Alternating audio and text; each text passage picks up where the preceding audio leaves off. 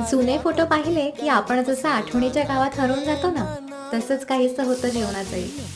आईच्या हातचा स्वयंपाक आता परदेशात कुठे. मग आठवण आलीच कधी, तर करायचा आपला आपणच आठवणीतला स्वयंपाक. लावायचा आईला फोन आणि विचारायची रेसिपी.